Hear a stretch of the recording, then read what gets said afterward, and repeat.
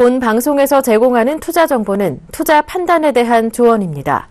방송에서 제공하는 주식의 가치, 가격 상승 및 가격 하락에 대해서는 방송사에서 보장하지 않습니다.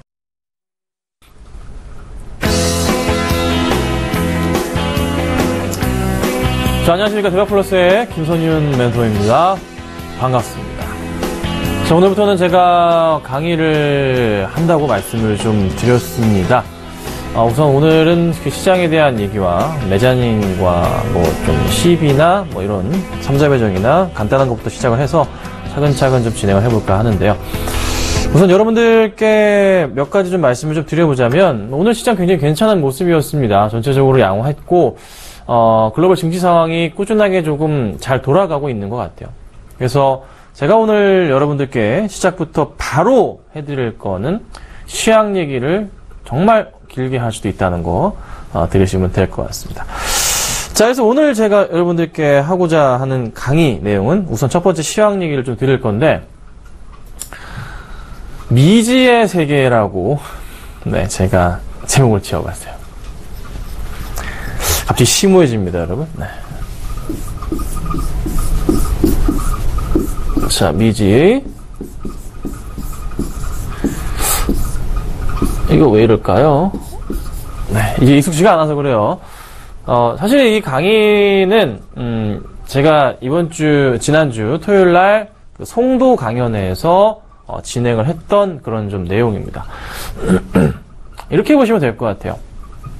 어떤 내용을 좀 말씀을 드릴 거냐면, 현재 글로벌 상황에서 봤을 때, 뉴욕 증시의 꾸준한 이 상승과 유럽 증시의 상승, 단 한 번도 이렇게 긴 시간 동안, 특히나 뉴욕 증시 같은 경우가 전 세계 글로벌 시장 자체가 계속 우상승을 했던 포인트가 없었다는 거고, 국내 코스피 증시 자체도 이렇게 길게 좀 횡보를 하면서 버티는 흐름 자체가 보인 적이 없었다는 겁니다. 특히나 항상 이렇게 급등을 하잖아요. 계속 이제 뉴욕 증시 다우지수가 올라가잖아요. 어느 순간 이게 완만하던 상승에서 슈팅이 크게 나오고 하락으로 접어드는데 요 시점 자체에 항상 나왔던 것들이 있습니다. 대표적인 것들이 이제 뭐 그리스 문제로 하락했던 그 정도 폭 말고요. 큰 하락을 말씀드리는 겁니다. 리먼 브라더스 사태를 볼 수가 있을 것 같고 이게 대공황도 들을 수가 있을 것 같네요.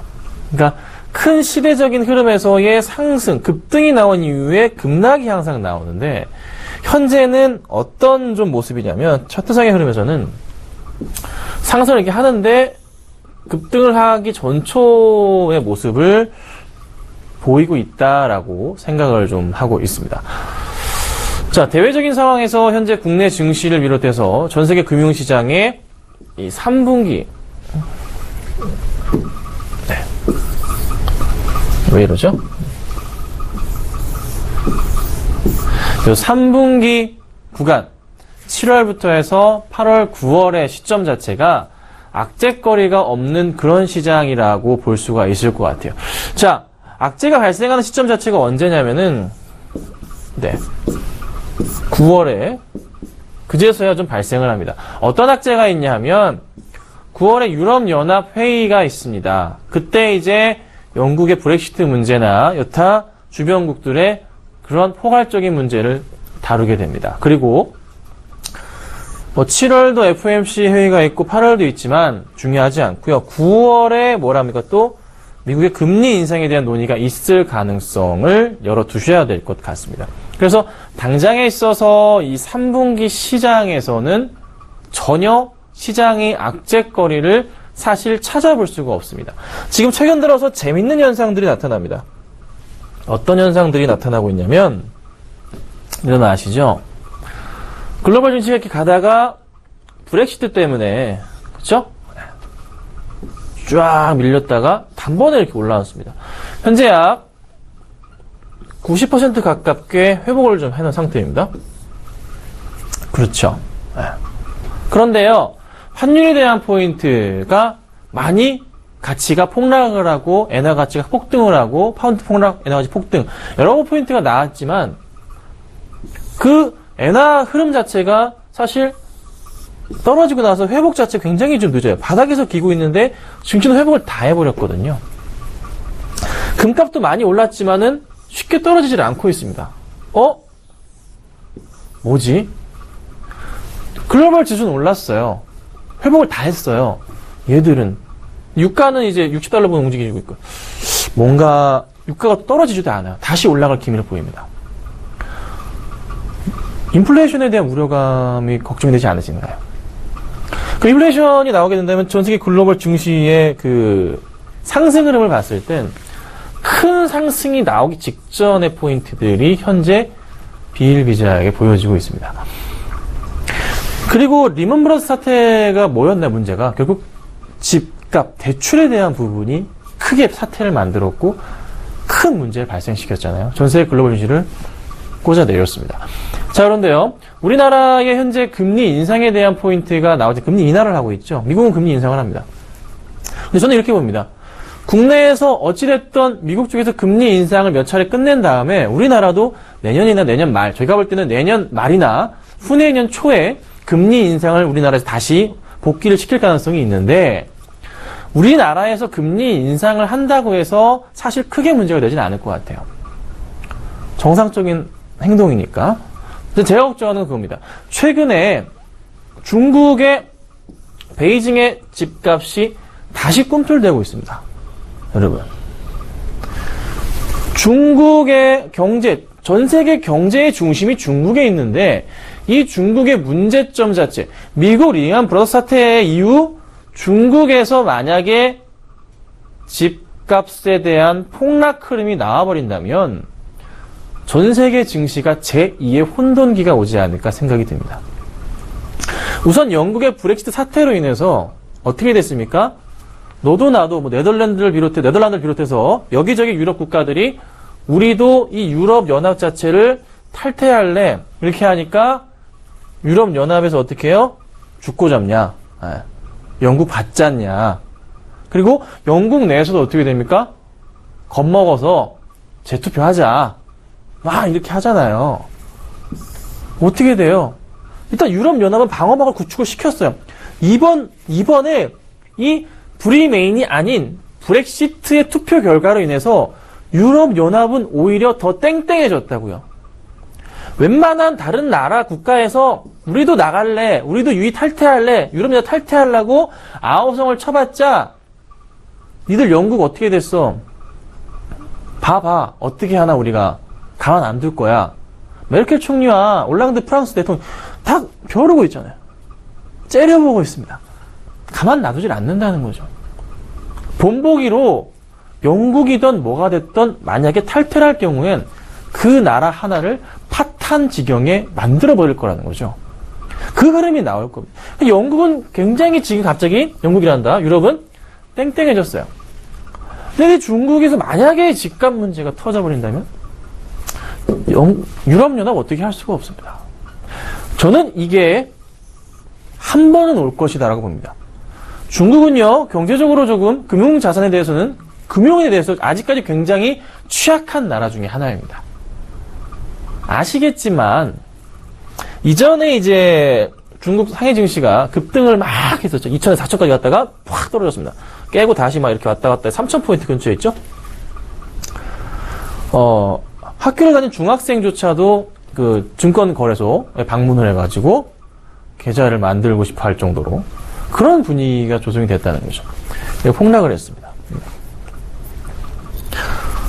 사실 그 정도로 빠질 문제는 아닌데 막을 수가 없다는 거죠. 경험을 해보지 못했어요. 경험을 하지 못했다는 겁니다. 그런데 중국에서 아직까지 경험해보지 못한 게 있습니다. 집값이 급락하는 거. 금융 세계라 할까요? 아예 중국 내 금융시장 자체가 무너지는 거를 아직 경험을 못했단 말이죠. 그 중국의 정부에서도 관리를 하겠지만 결국 걷잡을 수 없이 베이징까지 하락하는 흐름이 한 번은 나올 것 같아요. 근데 현재 사실 우리나라도 사실 서울 빼고는 재미가 없는 흐름을 보이고 있지 않나요? 서울 빼고는 집값이 서울은 버티고 있는데 다른 데는 조금씩 떨어지고 있어요. 아주 조금씩. 근데 이게 사실 굉장히 정상적인 거예요. 도쿄 같은 경우, 일본의 도쿄는 도쿄 빼고 주변국은 어떻습니까? 주변 그 도시는 집값이 어때요? 최악입니다. 정말 최악이에요. 근데 안타까운 건 우리나라도 일본의 정책과 똑같이 움직이고 있거든요. 일본의 정책이 결국 옛날부터 만들어졌던 거기 때문에 좀 같은 움직임을 따라가요. 나중에 보면은 서울 빼고는 다 아작이 날 수도 있어요. 10년 전, 10년 후에 우리나라 따라가는 포인트. 근데 이건 아직 먼 미래인데 이게 저는 굉장히 걸려요. 그 시발점이 언제냐 하니 고민을 해보자는 거죠. 그 시발점 자체가. 자, 이런 얘기 많이 들으셨을 겁니다. 향후 몇 년 안에 글로벌 증시 자체가 굉장히 어려울 수 있다.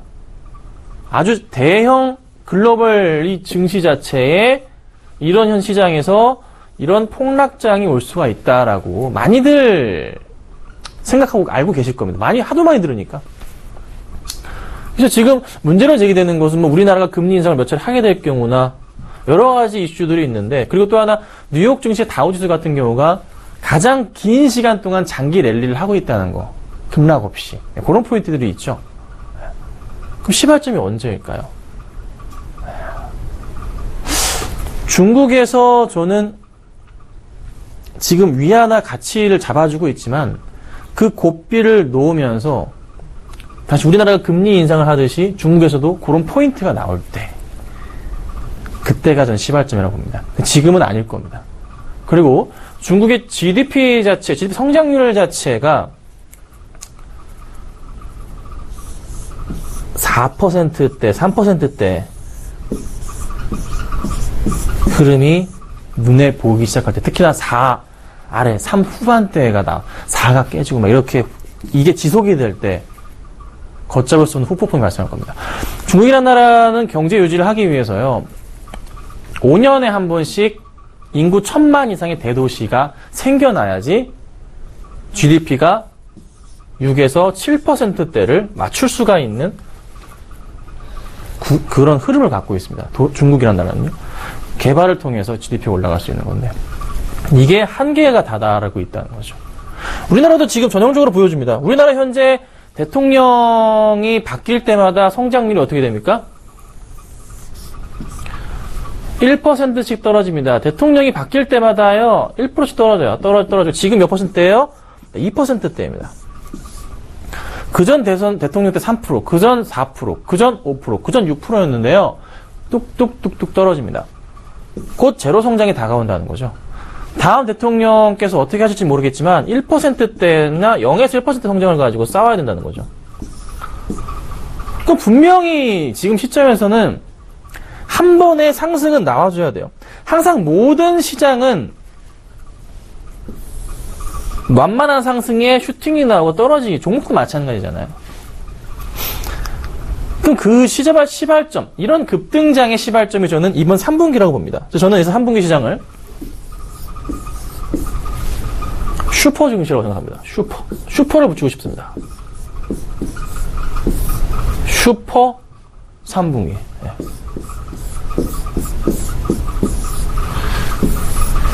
그럼 이 3분기를 주도할 누군가가 필요하잖아요. 누군가가 있어야 될까요? 그렇죠. 누군가는 분명히 대답을 하셨을 거예요. 삼성전자가 분명히 제 역할을 해줘야 됩니다. 삼성전자가 해줘야 돼요. 그럼 삼성전자가 어떻게 제 역할을 해야 될까요? 자, 삼성전자의 2분기 실적에 대해서는 지금 현재 그 누구도 의심을 하지 않습니다. 근데 그게 맞을까라고 생각은 해보셔야 됩니다. 왜? 1분기 때 그렇게 많이 의심하던 우리나라 애널리스트들의 보고서 자체가 다 틀렸습니다. 그렇죠? 외국발 보고서는 잘 맞추더라고요. 근데 이번에 2분기 보고서는 신경을 많이 쓸 겁니다. 그래서 얼추 비슷하게 맞아 떨어질 겁니다. 1분기 실적은, 전체적인 시장의 실적은 어닝 서프라이즈였습니다. 근데 이번 2분기 어떨까요? 잘 나올까요? 시장에서는 삼성전자만이 잘 나오고 그 외에는 착시 효과를 부를 것이다. 저는 이렇게 안 봅니다. 왜 그러하냐면 왜 그러하냐면요. 작년 이맘때 뭐가 있었습니까? 2분기 때 뭐가 있었나요? 기억나십니까? 어떤 질병에 의해서 우리는 굉장히 힘들었습니다. 뭔지 아시겠죠? 메르스. 그로 인해서 경제 위축 단계가 있었잖아요. 이번 2분기 때 실적 괜찮게 나올 겁니다. 3분기는 메르스 회복 단계였나요? 그대로 유지됐죠. 침체였죠. 더 잘 나올 거예요. 그럼 기대감에 따라서 2분기 찍고 3분기 찍어서 착시 효과 아니고 시장 날아간다는 거예요. 그 증권사에서 지금 얼마의 시장을 외칩니까? 증권사에서 많게는 뭐 2100까지 3분기 보기도 하는데요. 뭐 2040을 전고점을 돌파한다는 포인트는 상당히 많이 나옵니다. 그렇죠? 바로 전고점 2040포인트예요. 근데 이거 자체를 전 보실 필요 없고 저는 3분기 시장에 김선윤 미쳤다 소리 한번 들어볼게요. 2200에서요. 2300포인트까지 봅니다. 제가 올해 지수가 얼마까지 오른다고 막 얘기 드리죠? 2500까지도 막 얘기합니다. 3000포인트 얘기까지 막 세게 드릴 때도 있긴 한데 그건 오바고 연말까지 해서 내년 초까지 해서 2500포인트까지 얘기 드리기도 합니다. 그런데요. 저는 올 3분기에 정말 잘 올라가면 이 바로 전 고점이 아닌 최고점까지 뚫을 수 있는 그런 포인트, 그런 시장이 열려있지 않나 생각을 해봐요. 지금 시장이요. 사실 브렉시트가 터지고 난 이후에 주가가 쭉쭉 급락을 했죠. 그리고 이게 이렇게 올라왔어요. 지금 유럽 증시도 그렇고요. 단 하루도 쉬지 않고 오르고 있습니다. 정상이라면 원래 이렇게 가야지 정상인 거예요. 회복이라는 게 회복이라는 게 원래 이런 식이잖아요. 근데 이번은 이렇게 올랐습니다. 외국인들조차도 브렉시트 우려감 때문에 빠져나갈 것이다 하고 했던 굉장히 많은 보고서들 지금 어떻게 됐습니까? 반성하셔야죠. 다 틀렸잖아요. 외국인은 계속 사고 있습니다. 많은 수량을 사고 있다고요. 현물과 선물에서 수량을 사고 있다고요. 최근에. 브렉시트 우려 끝나고 나서 더 많이 샀어요. 모든 지금 보고서의 내용들과 모든 시장의 전문가들의 내용 자체가 지금 다 틀리고 있다는 거예요. 모든 내용, 예측 자체가 지금 틀리고 있다. 그 누구도 예측할 수 없는 무슨 세계? 미지의 세계라는 거죠. 그래서.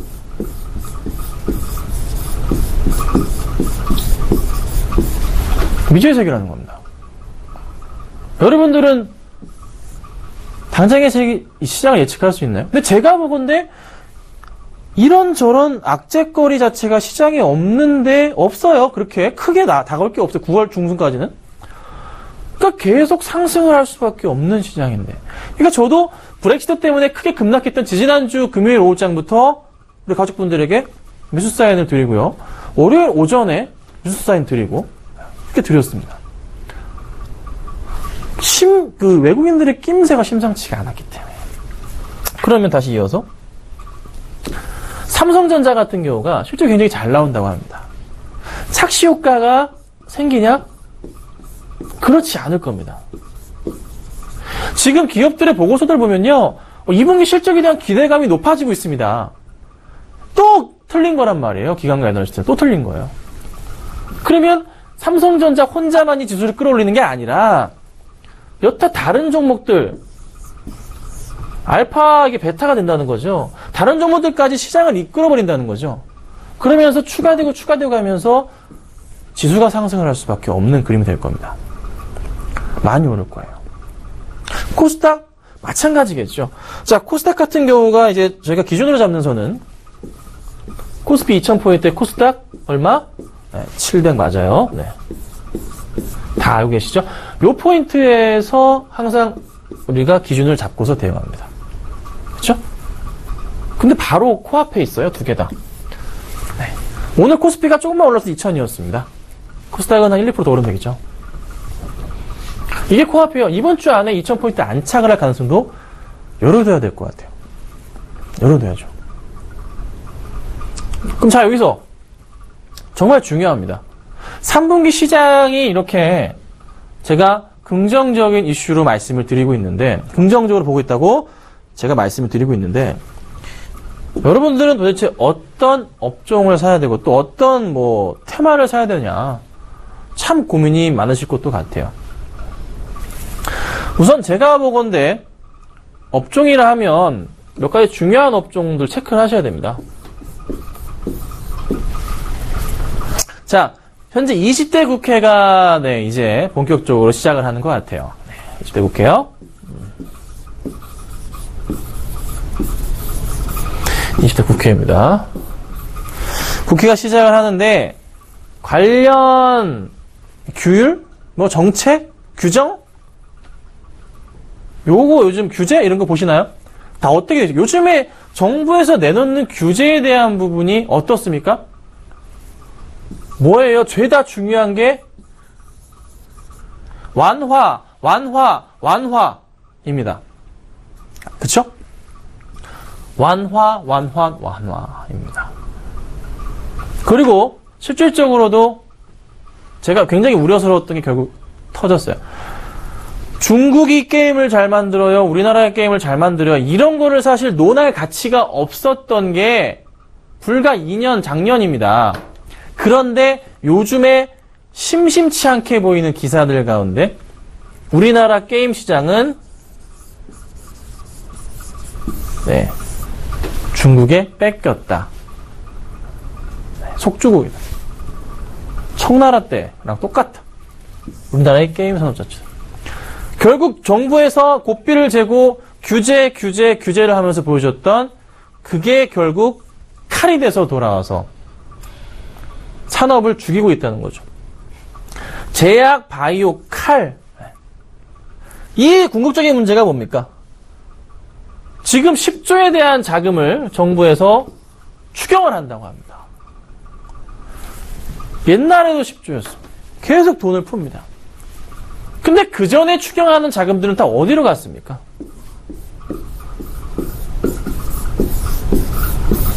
제조업으로 들어갔습니다. 15년 전. 15년 전 엘빈트 폴러가 국내에 와가 돌아가셨죠. 얼마 전에 국내에 와서. 우리나라는 지식산업에 대한 부분을 살려야 된다라고 긴 보고서를 작성해서 대통령께 주고 갔었다고 합니다.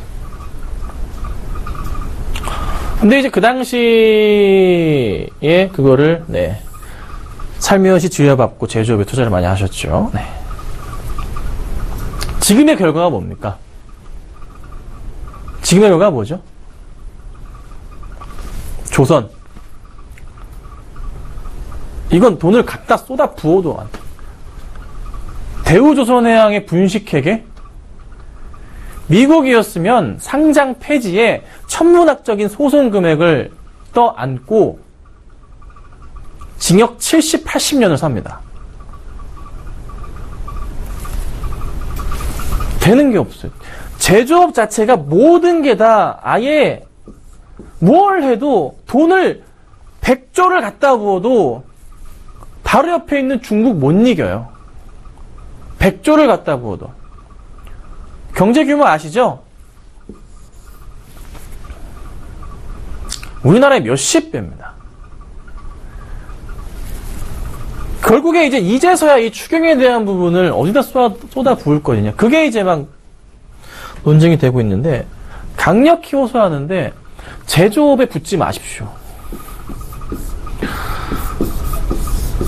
일하시는 분들 살려보겠다고 쏟아 부어도 못 살아납니다. 10조 부어도.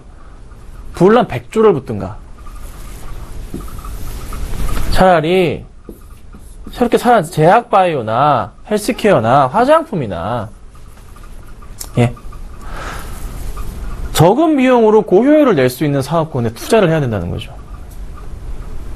이미 중국에서는 우리나라 제조업 제품을 예전부터 쓰지 않았습니다.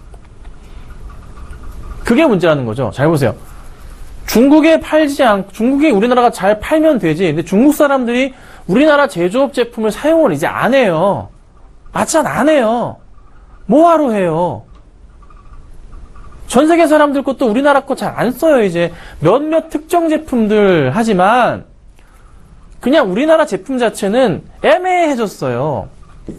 프리미엄이 뭔지. 프리미엄이라는 걸 강조하지만, 이게 그렇게 뛰어나지가 않다는 거죠, 또. 그러니까, 유럽과 미국의 이런 선진국들과 거대한 중국 시장의 사이에 껴가지고 헤어나올 수가 없어요. 인구도 작습니다. 살아날 방법이 없는 거예요. 이게 현실이거든요. 정부에서 아무리 발버둥을 쳐도 우리나라 경제가 살아나기가 힘들어요. 그 누가 됐던 간에. 태생적 한계에 직면하고 있는데 지식사업으로 버티고 버텼지만 결국 10몇 년 전에 그렇게 쏟아부은 자금들이 칼이 돼가지고 지금 돌아왔다고요.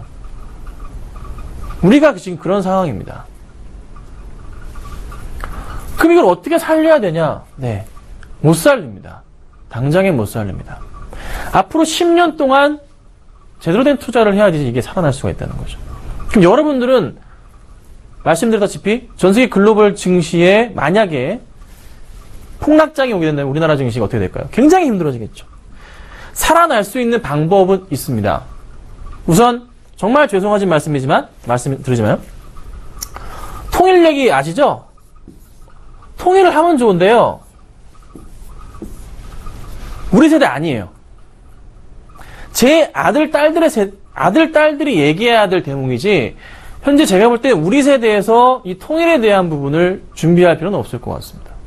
미래 가치를 위해서 자제들에게 준비할 필요는 있겠죠. 뭐 김정은이 요즘에 살이 130kg까지 쪘다 그러죠? 죽기 직전인가 뭐 그런 얘기 돌긴 하지만 그건 그 전 자기 할아버지도 그랬었고요. 어쨌든 안 죽게 잘 하겠죠? 이렇게 된다면 저도 개인적으로 건설주 같은 게 많이 올라가겠죠. 그러니까 이렇게 된다면 국내 제조업 경기가 굉장히 살아날 거예요. 사실 통일이 되면 대박은 맞는데 시기적인 문제인 거죠. 통일되는 순간 국내 코스피 지수가 5,000포인트까지 날아가겠죠. 날아갈 수밖에 없겠죠. 외국인들도 투자를 쏟아부을 테니까. 근데 이게 힘들다는 겁니다. 우리 세대 때는. 시청하신 분들 세대 때는. 그래서 정부의 이번 정책에 따라서 준비해야 될 게 굉장히 많지만 그래도 조금 가볍게 볼 수 있는 제약바이오. 제약바이오가 작년에 이렇게 올랐다가 떨어졌다가 지금 다시 오르고 있습니다. 그렇죠? 딱 이 차트입니다. 이게 이제 올해예요. 이게 올해 2016년인데 저는 여기서 한 번 더 슈팅이 크게 나올 수 있다고 봅니다. IT 버블 때 막 100배 오른 종목도 있었죠? 그런 것도 있었습니다. 작년에 많이 올랐죠? 제약바이오 좀 많이 오른 것도 10배 오른 것도 있었습니다. 근데 그거를 뛰어넘는 그림이 한번 나올 것이다. 왜? 2015년까지만 해도요, 임상의 1상, 2상 자체가 굉장히 만연했던 시기입니다. 1상, 2상을 주로 하면서, 사실, 주식이라는 것, 특히 제약바이오 중에서요, 임상 1상, 2상 때 가장 많이 올라요. 왜냐하면, 1상에서 2상에서 3상으로 갈 때 그 기간에 대한 부분과 자금 투입에 대한 부분인데 1상은 10억, 2상은 50억 들었다, 3상은 500억, 1000억 들 이렇게 되거든요. 예를 들자면 이렇게 들어요. 금액적으로. 그렇다 보니 1, 2상까지는 많이 오릅니다. 작년에 이런 그림, 이게 이제 임상을 마치고 이제 한미약품 쪽에서 라인을 끌어올렸죠. 종문당도 최근에 있기도 했지만 이게 2014년, 3년 이때 2년 때도 이런 종목들이 많이 있었어요. 근데 올해부터 해서 이게 작년 말부터 해서 3상을 마치면서 진짜 제약을 파는 대표적인 종목이 뭐가 있었습니까? 셀트리온도 결국 그거 아니었습니까? 바이오 시밀러긴 했지만 승인에 대한 부분이죠. 그러니까 3상을 마치는 것 또한 다른 거 더해서 승인에 대한 부분. 미국에서 승인에 대한 부분이 많이 생기면서 본격적인 수확의 시기가 올 하반기부터 해서 앞으로 이어진다는 겁니다. 저는 그걸 봅니다. 제약바이오, 헬스케어 이쪽 관련주들은 정부 정책도 이번에 굉장히 도와주고 있지만 본격적인 상승 그림을 한 번 더 아주 강하게 할 것이다. 네. 언제까지? 폭락장 전까지. 그러면 어쨌든 짧게 보면 안 됩니다. 제 주식하는 스타일을 아시겠지만 절대 짧게 안 보잖아요. 여기서 이제 여러분들께 메자닌에 대해서 말씀을 드려보겠습니다. 여러분 그 메자닌 뭐 펀드 뭐 투자 많이 들어보셨을 거예요. 많이 들어보셨죠? 보통 메자닌 투자를 많이 얘기하는데 살펴보자면 메자닌이 뭐냐라는 부분부터 제가 설명을 드려볼게요. 메자닌은 이탈리아어예요.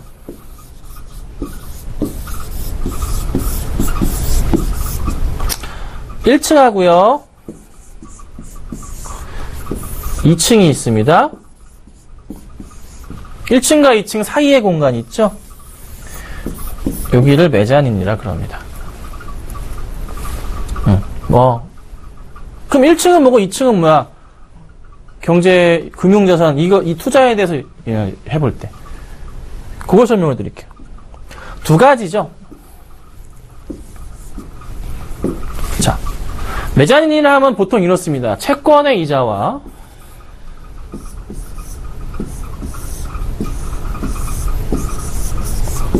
채권입니다. 죄송합니다.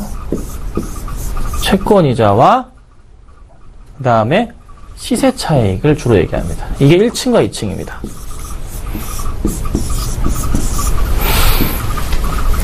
그럼 주로 투자하는 건 이게 어디다 투자가 될까요? 주로 투자 들어가는 것은 이제 CB나 BW. 보통 이제 BW는 한정이 됐기 때문에 BW는 아니고요. 주로 이제 CB, 3호 전환사채 쪽에 투자가 많이 들어갑니다. 그리고 이제 그 메자닌 펀드의 기본적인 구성 자체가 아시겠지만 메자닌 펀드 많이 들어보셨죠? 그 투자로 가셔서 자금을 맡기면 자금 단위가 보통은 작진 않은데요. 작게 하더라도 기본적인 계약 기간 자체가 깁니다. 한 3년씩 계약을 합니다. 여러분 일반 펀드 하실 때랑은 좀 다르실 거예요. 달라요. 왜 3년씩을 해야 되냐면 요거로 설명을 드릴게요. 제가 이제 주로 CB라고 말씀드렸죠. CB의 특성 때문에 그렇습니다. CB의 특성인데요.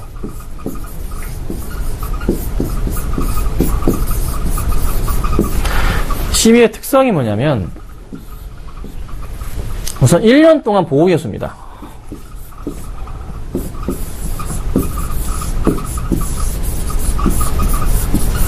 일단 보호예수인데 그럼 중간에 못 팔나요? 팔 수 있지만 양도세 내실 거예요. 많이 내십니다. 그래서 사실 1년 동안은 보호예수 기간으로 보시고 팔 수가 없습니다.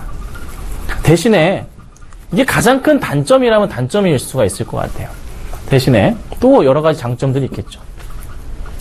제가 아까 뭐라 그랬습니까? 채권 플러스 시세 차익이라 그랬죠? 이걸로 돈을 번다고 말씀드렸죠? 채권 플러스 시세 차익이나? 그죠? 이자를 받겠죠? 채권은 이자 주죠, 여러분? 네. CB도 이자가 있습니다. 표면 이자가 있고요. 만기 이자가 있는데요. 표면 이자가 예를 들어 4%입니다. 만기 6%입니다. 자, CB는 보통 3년 만기입니다. 3년 동안 가져가면 6% 이자를 주고요. 표면은 매년 준다는 소리입니다. 매년 4%씩. 그래서 일반적으로 표면 이자는 3개월에 한 번씩 이자를 줍니다. 3개월이요. 그럼 어떻게 돼요? 4% 나누기 4 하면 되죠? 3, 6, 9, 12의 이자를 주니까. 그래서 CB 투자를 한 이후에 3개월 뒤에 몇 프로 줍니까? 1% 줍니다. 만약에 1억을 투자했을 경우에 얼마를 줘요? 100만 원. 단 세금 빼고 줍니다. 세금이 크진 않습니다. 네. 100만 원이 들어온다고 보시면 돼요. 100만 원, 6개월 차에 100만 원, 9개월 차에 100만 원, 12개월 차에 100만 원. 그래서 400만 원 세금 떼고 받습니다. 이게 표면이자입니다. 그래서 종목을 딱 봤는데 갑자기 전환사채 발행을 한대요. 그런 거 많이 보셨을 거예요. HTS 보시다가. 그때 표면이자를 보고 만기이자를 보시면 되는데 표면이자를 보면은 뭐 2%, 4% 높을수록 안 좋은 겁니다. 왜?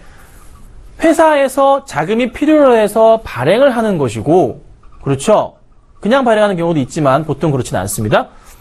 그리고 이자를 많이 준다는 것은 그만큼 돈이 더 많이 필요하다라는 것이죠. 그래서 4% 정도까지는 괜찮으나 막 갑자기 이게 8%, 9% 이런 게 있어요. 이런 게 있어요. 요거는 약간 리스크가 있죠. 회사에서 어떻게든 빨리 처리하려고 하는 그런 시비 물량입니다. 어쨌든 간에 요게 맞습니다. 그래서 요게 어때요? 채권 이자라고 보시면 됩니다. 채권 이자를 매년 받습니다. 자, 1년 동안 보호예수가 있습니다. 1년 보호예수가 있습니다.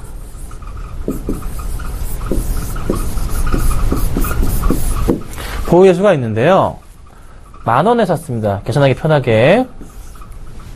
CB의 최고의 장점에 대해서 설명을 드리겠습니다. 1억을 샀습니다. 몇 주죠? 만주입니다. 그쵸?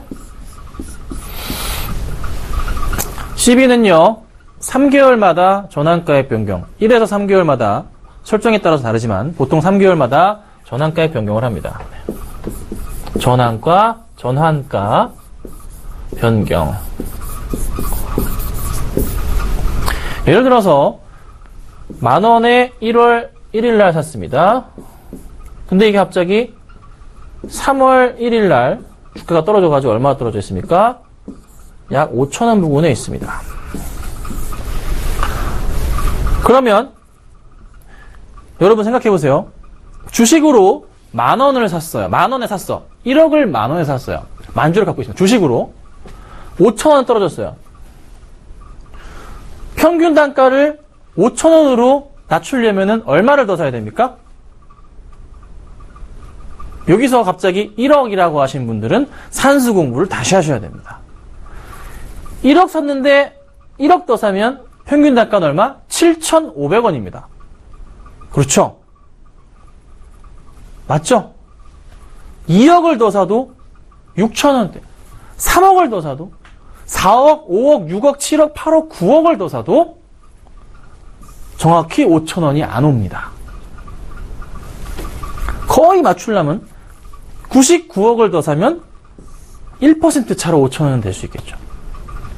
주식이라는 건 단가를 만약에 현재가가 5,000원인데 5,000원으로 낮추기 위해서 물을 탔을 땐 몇십 배를 쏟아부어도 현재가가 되지는 않습니다. 그렇죠? 1억에서 1억 넣으면 7,500원이 돼요. 그런데요, CB는 엄청난 장점 중에 하나, 5,000원이 되잖아요.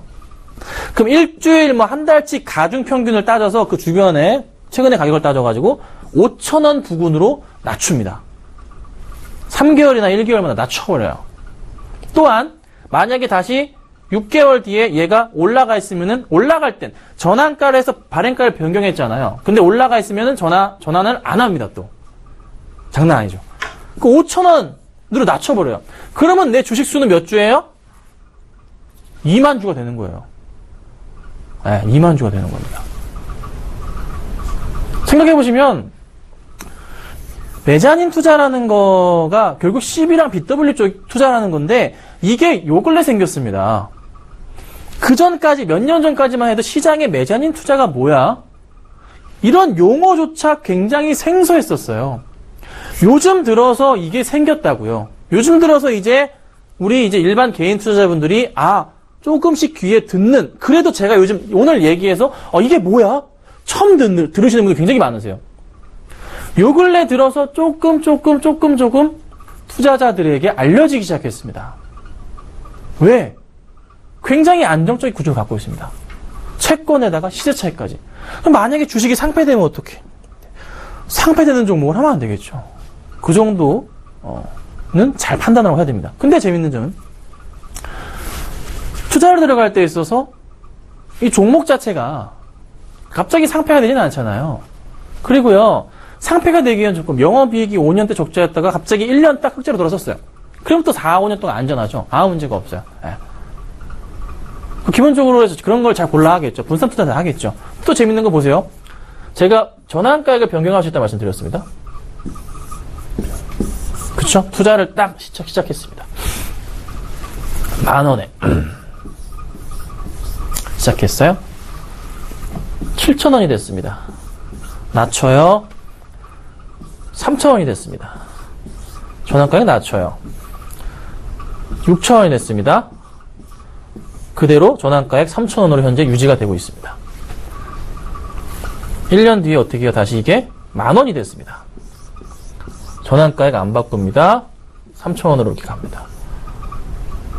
이러면 굉장히 좋죠? 그런데, 잘 보세요.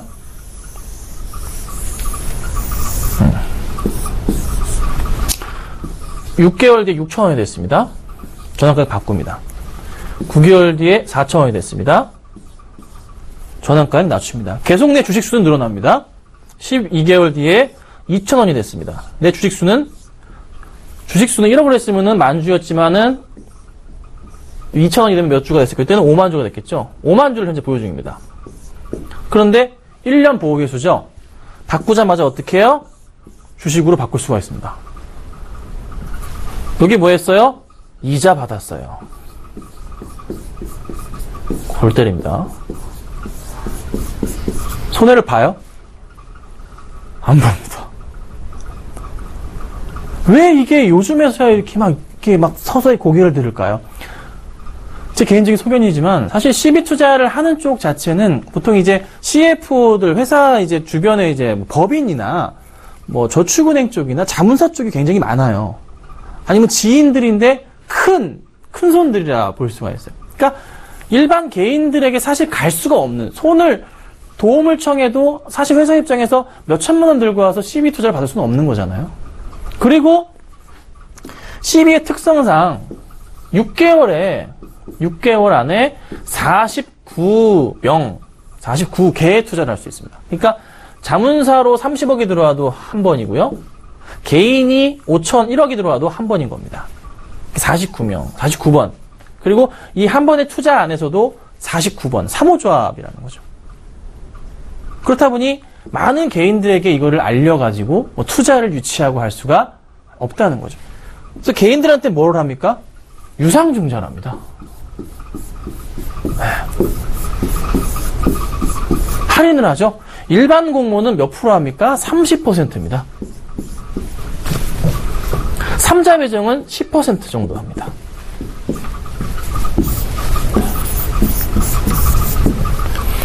근데 이제 유상증자하면 주가가 어떻게 됩니까? 떨어지죠. 삼자 배정해도 오르긴 합니다. 요즘은 많이 안 오릅니다. 근데 또 CB랑 다른 거는 일반 공모 유상증자나 삼자배 유상증자나 뭐라 하냐면 할인된 가격으로 주식을 받으면 그걸로 끝입니다. CB처럼 3개월이나 1개월마다 계속 낮출 수가 없어요. 그러니까 이게 악재인 거예요, 이거. 유상증자가. 너무나 좋죠? 증권사에 문의를 하셔도 투자하기가 쉽지가 않습니다. 네. 일반들 잘 안 받아줘요. 이런 시장인 거죠. 여러분들은 근데 준비를 하셔야 됩니다. 배제한인으로. 투자 자금에요. 주식 비중이 만약에 100%이시라면 제 개인적인 소견은 70% 정도는 배제한인으로 준비를 해놓으셔야 됩니다. 자산가시라면 주식 비중 운영하시는 주식이 5억 이상이다. 이렇게 되신다. 좀 크게 운영한다. 불안해요, 마음이. 주식을 계속하기 불안해. 바꾸셔야 된다는 거죠. 하나하나. 증권사에 문의를 해보셔도 되고, 방송국으로 문의를 해주시면 제가 도와드리게 하겠습니다. 어떤 펀드가 좋은지, 알아봐 드릴게요. 이렇게 진행하셔야 된다는 거죠. 제가 자세하게 알고 있습니다. 그래서, 투자하실 때에 대한 고민은 반드시 해야 된다. 근데 매자닌을 할 때도 문제가 있어요. 어느 펀드에 시중에 많습니다. 펀드가 있는데 어떤 펀드고 어떤 업종에 투자가 들어가는지에 대한 부분이 굉장히 중요한 거거든요. 이것도 그게 있습니다. 만약에 증권사, 자산운용사에서 메자닌 펀드를 운영하는데 500억을 모집해가지고 시작을 한다 칩시다. 근데 너무 한 곳에 편중되어 있으면 안 됩니다. 그러니까 막 제조업 회사에 시비를 넣는다? 이거는 메자닌 펀드 자격이 없는 거예요. 성장성에 대한 부분 50% 잡아 들어가야 되고, 그리고 안정적인 쪽으로 화장품 괜찮잖아요. 이런 것도 들어가야 되고요. 요즘에 OLED 핫하잖아요. 애플에서 삼성에 OLED 수주 주잖아요. 핫하잖아요. 그런 거 좀 봐야죠. 만약에 매장에 투자했는데 설정되어 있는 회사 물어보면 다 가르쳐 주겠죠? 제조업에 말고 철강, 조선이 힘들어서 조선업종 자체가 힘들어서 도와달라는 회사에 들어가 있다. 이 자금 자체가. 네. 이거는 솔직히 문제가 있는 거죠. 그래서 그런 거에 등록되어 있는 그런 거를 하시면 안 되고 물어보신 다음에 어느 업종 중심으로 투자가 이루어지느냐 봤을 때 제약바이오, 화장품, OLED 이런 쪽으로 가야지만 1년, 결국 투자는 메자닌 펀드의 투자는 보통 2년에서 3년 계약이 주로 이루기 때문에 돈을 넣어놓고 2, 3년 뒤에 찾아가는 거잖아요. 이걸 잘 판단하셔야 됩니다. 앞으로의 성장성에 대한 부분 2, 3년 뒤에 어떤 업종이 많이 커져 있을 거라는 거죠. 제조업이 그럴 수는 없다는 겁니다. 죄송하지만. 그래서 설정에 대한 부분도 굉장히 고민을 가지시고 보셔야 된다는 겁니다. 그럼 이제 더 이상 말씀드리기 힘들고 어쨌든 다음 시간은 이렇게 말씀드리고 싶어요. 이거를 무조건 펀드로 할 것이냐? 그것도 아니고 그래도 괜찮은 주식을 사면서 나름대로 메자닌 투자를 할 수도 있습니다. 장기 투자에 대해서 할 수가 있는 거죠. 그러면 장기 투자에 대해서 반드시 필요한 저는 이 그림을 항상 자주 그리는데요. 메자닌의 가장 주가 돼야 되는 그런 회사이기도 하고 장기 투자의 기본이 돼야 되는 이런 회사의 구조가 있는데 요 그림에 대해서 하나하나 설명을 하고 기본적 분석까지는 기본적으로 다 아시니까 안 할 거고요.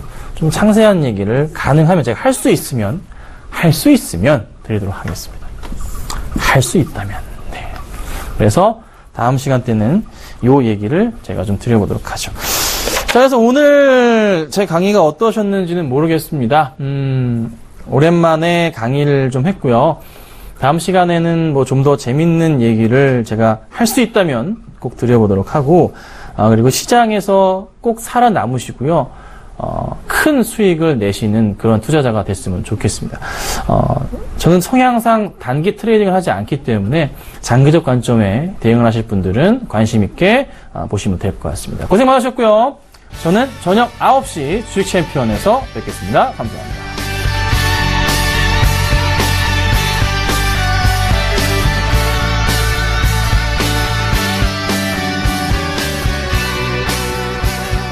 본 방송에서 제공하는 투자 정보는 투자 판단에 대한 조언입니다. 방송에서 제공하는 주식의 가치, 가격 상승 및 가격 하락에 대해서는 방송사에서 보장하지 않습니다.